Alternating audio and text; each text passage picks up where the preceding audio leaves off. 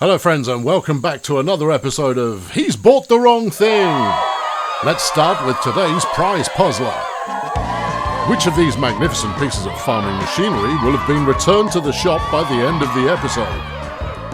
Is it item number 1, the Massey Ferguson 3700 AL? Could it be number 2, the arm thing? Perhaps number 3, the grabber? Is it number 4, Senor Fatty? Or perhaps it's number 5, the wagon?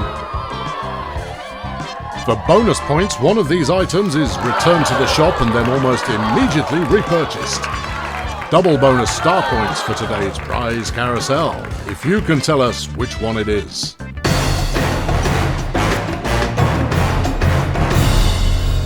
It's a good-looking bunch of equipment, I'll tell you that for nothing, and ooh, that fresh tractor smell. I'm keen to get this into action. It's going to prove to be such a massive improvement over the man-lifty tip truck fandango that we were mucking around with last time. This is just going to be so much easier. I can feel it in my water.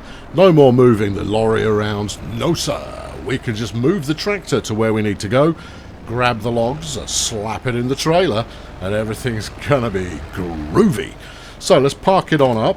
Now, I think leaving it on the street there, that's probably the best place for it. And then let's just, yep. No, anytime you want to pick the log up, it's fine by me.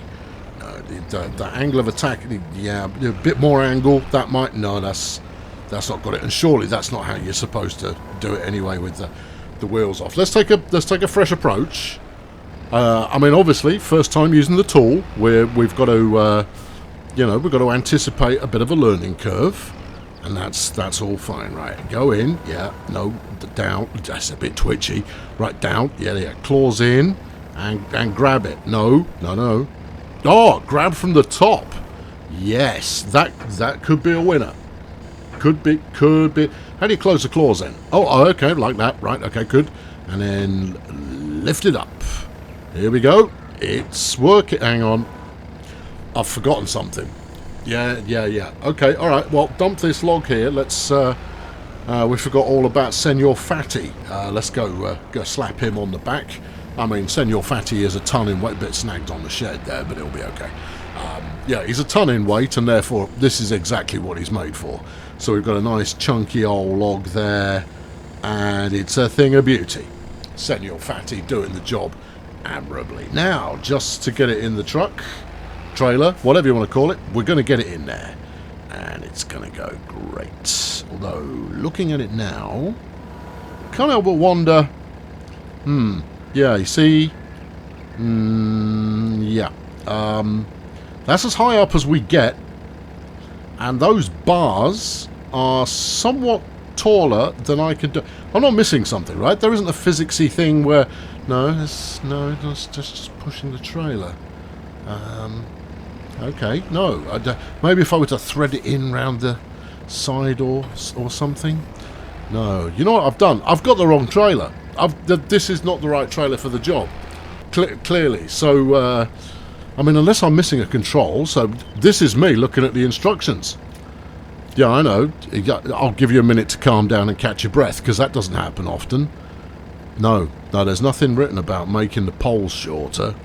So I think the only conclusion is I need to go back to the shop and get a different trailer. Fine. Okay. Well, I mean, it's only a rental anyway, so that's okay. I mean, we're obviously out of money a little bit, but it's going to work out absolutely fine. I'm sure of it. So after a quick poke around, we come across the old timber runner here, and that looks smaller. It does. It looks smaller in that picture. And then, of course, you get the thing out and you kind of go, I'm pretty certain that this is for a truck. And a really large truck. Yeah, that is. Sometimes you have to buy it in order to realise, okay, I did have the right one. Let's try some buttons that it didn't tell us to try. Hang on, it moved. They're moving. There's a mouse thing, command, doodah, that makes the poles less. Oh, you could have put that in a flipping manual. I mean, honestly, this is going to be absolute piece of cake now. Right, send your fatties deployed. We've got this nice chunky old log going on. And now all that remains to do is get into the right position and slot it on in. No, that log's in the wrong place. No. Bad things will happen if you try and mount the log while carrying a log. I mean, I am the very definition of inevitable. And, oh, great. Yeah, okay. All right. I was just saying, inevitably. I mean, I think the likeable viewers at home there maybe wouldn't have predicted that was exactly what was going to go wrong there, but it did anyway. Let's just pick it back up again. I'm getting better at picking it up and not just chasing it around like a toddler who's got his nappy half off and is currently trailing all manner of detritus out of the backside of his... Here we go. This is the one. It's going... Come on, you've threaded the needle. Now just... Doesn't need to be perfect. Just tilt a row and open the claws. Here we go. Boom shakalaka. That's what we came to see. That's the stuff, right? Just need to get the claws back out again. There we go. It worked. Piece of cake. Right, bigger log. I'm feeling confident. And this one's going to go in just as well. So you don't need to put the whole head of the grabber inside the wagon. Just enough to get the log in is sufficient. This is all coming up sunshine and roses now. So I think we'll go for 2 logs at the same time. I know. You know, you master the simple stuff. Let's go and master the difficult stuff as well. Double log it. Yeah. I mean, obviously start to sprint before you can crawl, but hey, it's a thing. It's going to drive us forwards. It's going to yield remarkable levels of productivity in the future. Still haven't quite figured out the old grab it from the top instead of the side, but that's okay. There we go. See, useful tree trunk. Got the job done. A little flick lands in the mouth of the claw of the mouth of the grabber, and that's all settled in there nicely. Okay. Yep. Gently does it. Yeah, it's probably about the same weight as we've been hoiking already, so Senor Fatty shouldn't be troubled by that. And if we put it a little bit further towards the back, then we won't have anything interfering with potentially hooking it up on the tow bar later on. Yeah, just get... No, okay, down. You just got a bit tired. And then up, and just tilt it. Just tilt it. You'll be fine. There you go. That's it. Oh, we're going in the middle. Okay, fair play. All right, and in we go. Get off. Come on. There you are. Fine. Good. Yes, absolutely. Nailed it. That's worked like a charm. Just, you know, this... I mean, I'm forever getting this thing stuck here, you know, and that doesn't really help. And I think, you know, if I had a slightly... If it was all just slightly taller, you know, maybe a bigger arm would do the trick. Yeah. Anyway, we'd gone. Oh, yeah. Okay. Well, I mean, that was only a matter of time before that happened, but it's fine because we'll just flip it back on its side.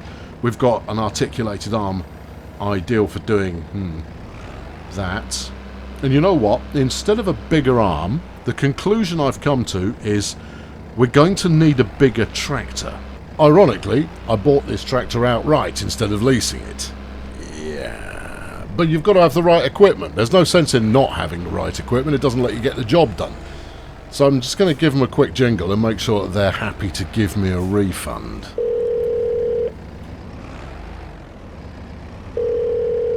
Hello, and thank you for calling the Lancelot Bonanza Quality Farm Equipment Hotline. Your call is semi-important to us. Please hold to speak to a representative.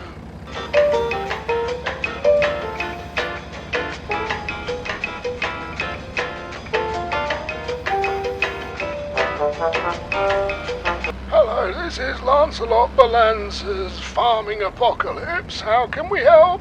Yes, I bought a Massey Ferguson off you, what, half an hour ago, and I bought the wrong tractor, so I'd quite like to trade it in, get my money back, that kind of thing. Not a problem, sir. We'll happily take it back off your hands.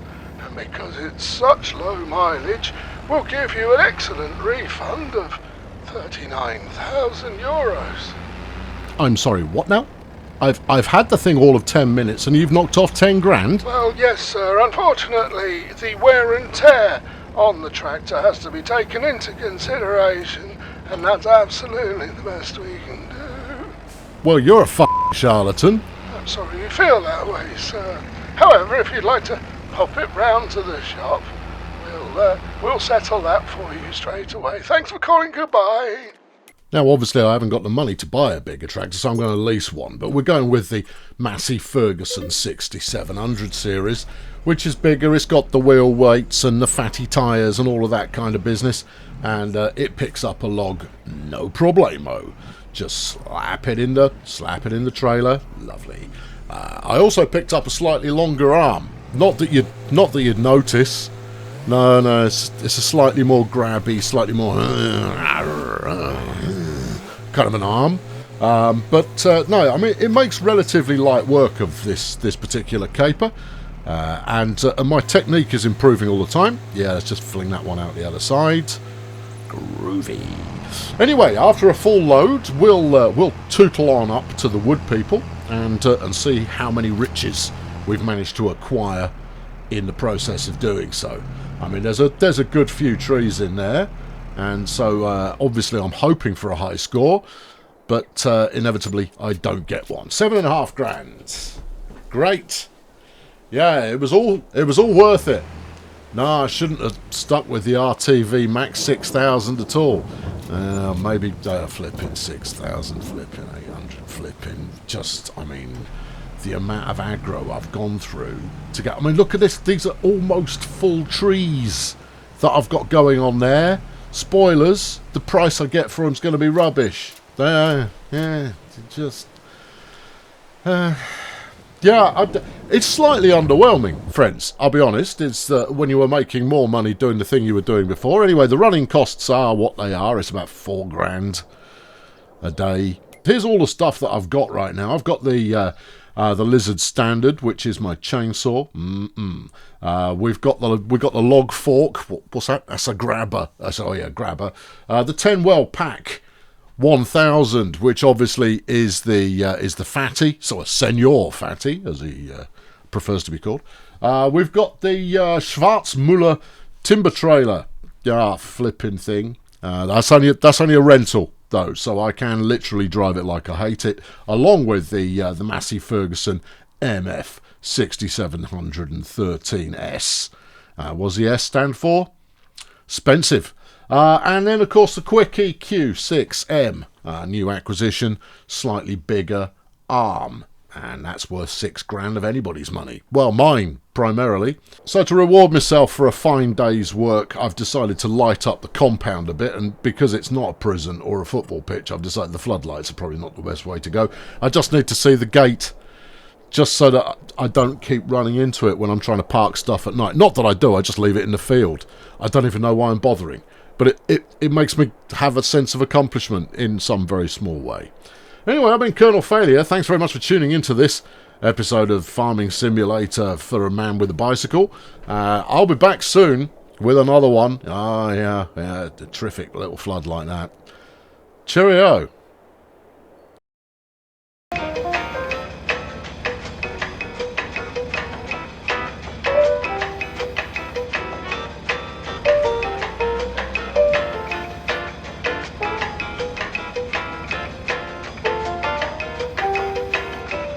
Thank you.